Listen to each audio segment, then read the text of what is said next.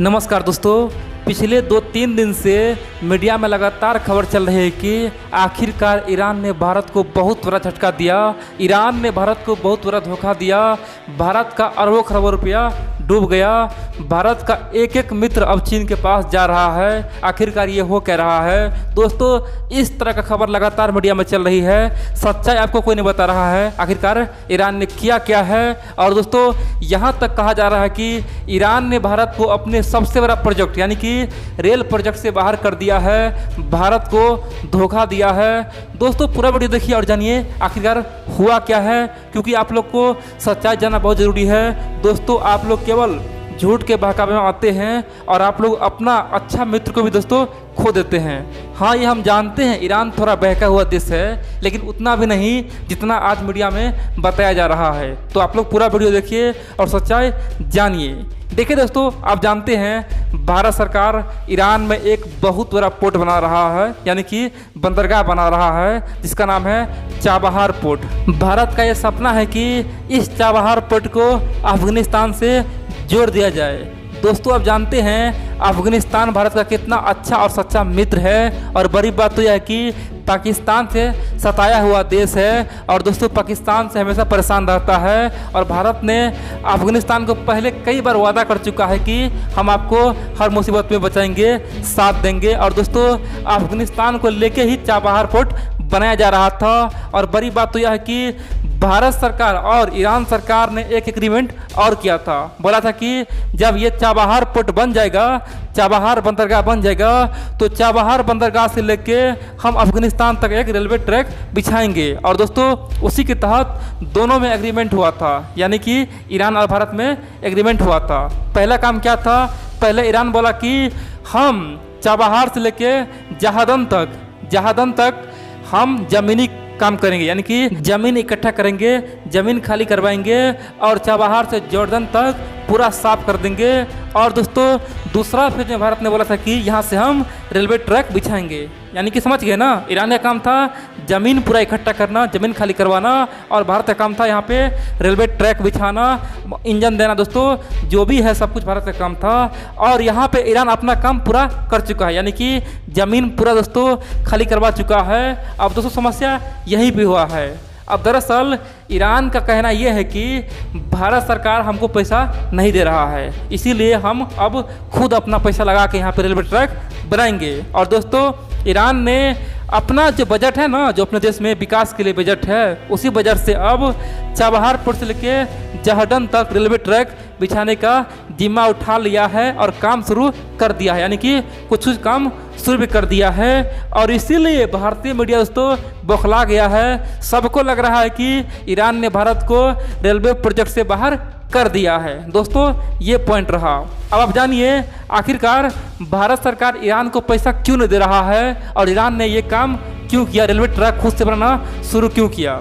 देखिए दोस्तों आप जानते हैं ईरान आज किस कदर फंसा हुआ है। ईरान आज डूबती हुई नाव पे है दोस्तों। एक तरफ ईरान के अमेरिका है दुश्मन, दूसरी ओर इजराइल है। दोस्तों पहले अमेरिका ने कासिम सुलेमानी को मारा, दूसरी ओर इजराइल ने ईरान में F-35 विमान घुसा के ईरान के सारे न्यूक्लियर यानी कि परमाणु ठिकानों को उड़ा दिया। और दोस्तों बड़ी बात तो यह है कि ये दोनों देश भारत का सच्चा मित्र है, इजराइल भी और अमेरिका भी। और दोस्तों ईरान को यहाँ पे चाइना अब भड़काना शुरू कर दिया है। ये बात समझिए, चाइना यही बात कर रहा है, बोल रहा है कि देखो आप जिससे मित्रता रखे हो जिस भारत से, वो भारत आपके लिए क्या कर रहा है। भारत ने आपके लिए कुछ नहीं किया, आपसे तेल खरीदना बंद कर दिया, यानी कि अमेरिका के दबाव में आके आपसे तेल खरीदना बंद कर दिया।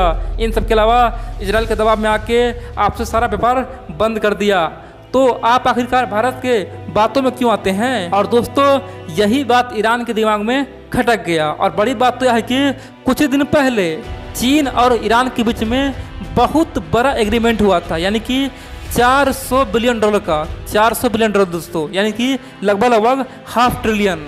दोस्तों उसमें यह कहा गया था कि ईरान के जगह जगह यानी कि रेलवे लाइन बिछा दिया जाएगा, जगह जगह बड़े बड़े 4 लेन हाईवे बनाया जाएगा, जगह जगह जो पावर प्लांट है वो लगाया जाएगा। बड़ी बात तो यह है कि ईरान का जो पेट्रोलियम पदार्थ है पूरे दुनिया में बिकेगा।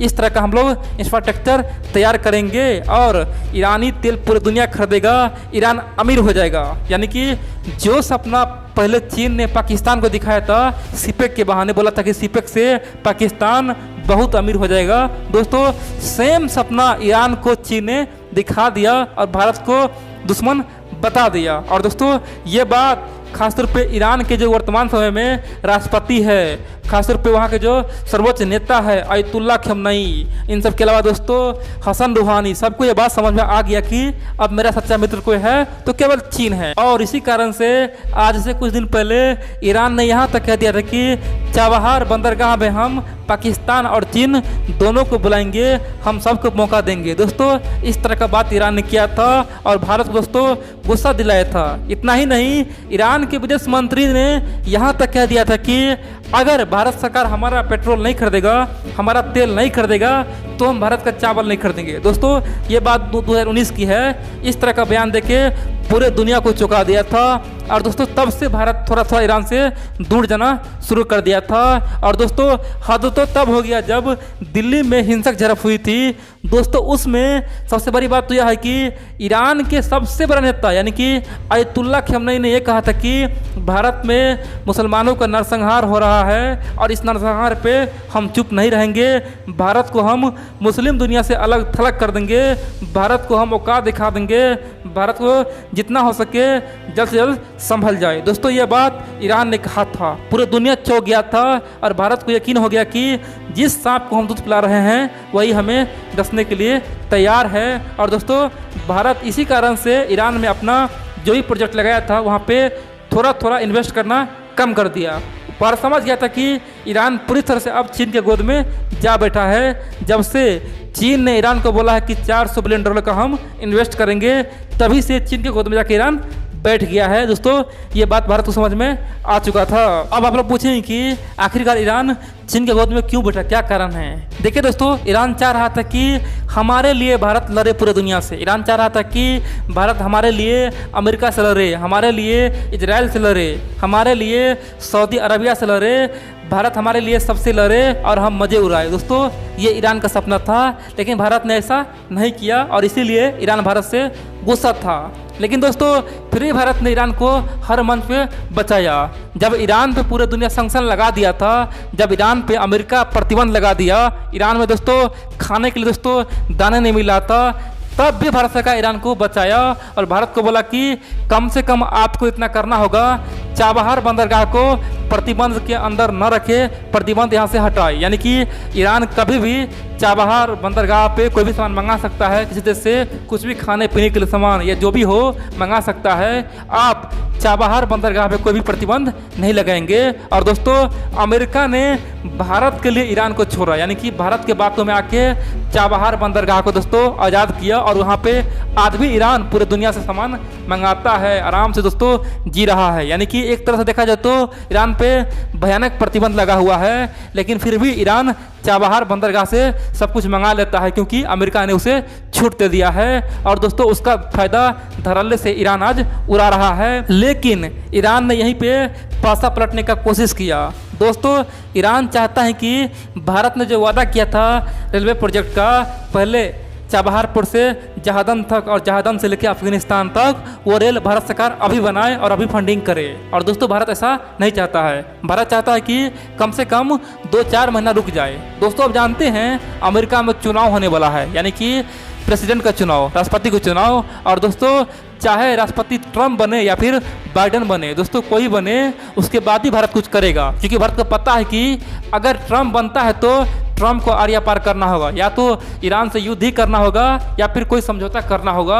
कब तक इस प्रकार का दुश्मनी पालेगा, चाहे बाइडेन बने। दोस्तों भारत समझ गया है कि आने वाले समय में ईरान और अमेरिका में बहुत बड़ा समझौता होगा।